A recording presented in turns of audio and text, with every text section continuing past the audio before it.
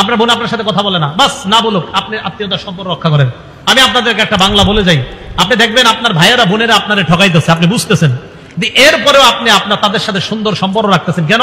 যে নবী বলছে আত্মীয়তার সম্পর্ক ঠিক রাখতে। আপনি দেখবেন 2, 4, 5, 10 মাস পরে আপনি খোঁজ নিয়ে দেখবেন তাদের সবার চাইতে আপনি ভালো আছেন। দেখেন, যদিও আপনি বাহ্যিকভাবে দেখতে একটু হেরে যাচ্ছেন, বাহ্যিকভাবে আপনি একটু ফেল হয়ে যাইতেছেন, তাদের চেয়ে দেখা যাচ্ছে আল্লাহ আপনাকে ভালো রাখবে, এই কথা মনে রাখেন। তাহলে আত্মীয়তার সম্পর্ক এটাকে বলা হয় বকৃত, যে কেউ যদি ছিন্ন করে তার সাথে সম্পর্ক রক্ষা করা। আর আত্মীয়তার সম্পর্ক ছিন্ন করা মানে ফাসিক হওয়া, আত্মীয়তার সম্পর্ক ছিন্ন করা মানে জাহান্নামে যাওয়া। আল্লাহ হেফাজত করুন। আপনার বোন আপনার সাথে কথা বলে না, বাস না বলুক, আপনি আত্মীয়তার সম্পর্ক রক্ষা করেন। আমি আপনাদেরকে একটা বাংলা বলে যাই, আপনি দেখবেন আপনার ভাইয়েরা বোনেরা আপনারে ঠকাইতেছে, আপনি বুঝতেছেন, এরপরেও আপনি আপনার তাদের সাথে সুন্দর সম্পর্ক রাখতেছেন কেন? যে নবী বলছে আত্মীয়তার সম্পর্ক ঠিক রাখতে। আপনি দেখবেন 2, 4, 5, 10 মাস পরে আপনি খোঁজ নিয়ে দেখবেন তাদের সবার চাইতে আপনি ভালো আছেন। দেখেন,